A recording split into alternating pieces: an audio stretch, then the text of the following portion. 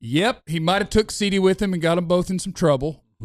Yep, got a 15-yard penalty after he scored with a great celebration. We did get the full George Pickens experience, which is great. Yep. CD Lamb, who I don't think has ever been suspended by the team for a minute. But he and George Pickens were watching the first drive of the game like, how come they're not playing their best players and CD and George aren't out there?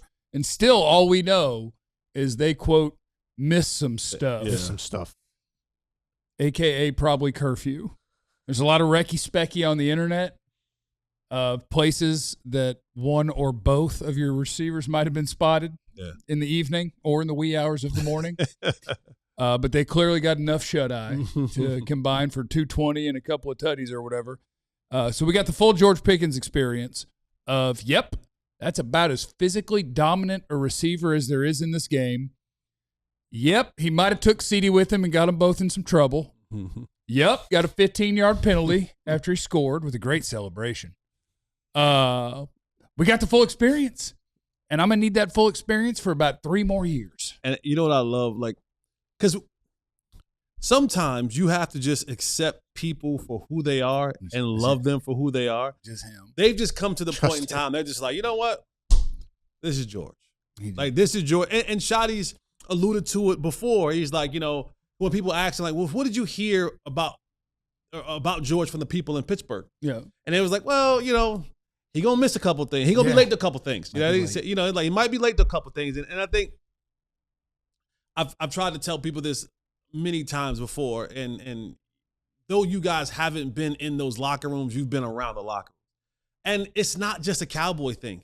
It's a professional sport thing.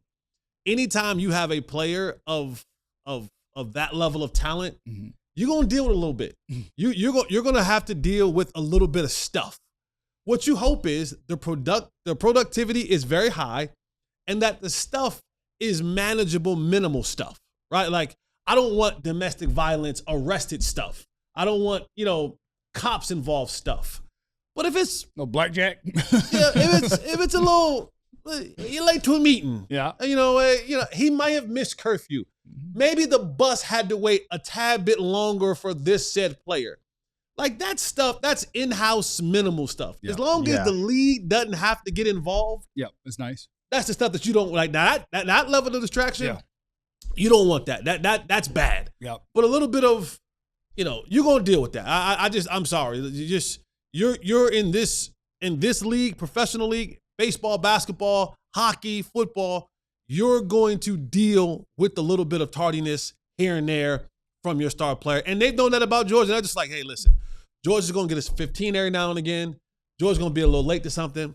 But if you go 7 for 144 in a tutty, it's all good, huh? You know, could have been 8 and 165 if he played that first drive. Could have been. You know, maybe 9 for 180. I remember I remember when the great Bill Parcells and the great Bill Belichick.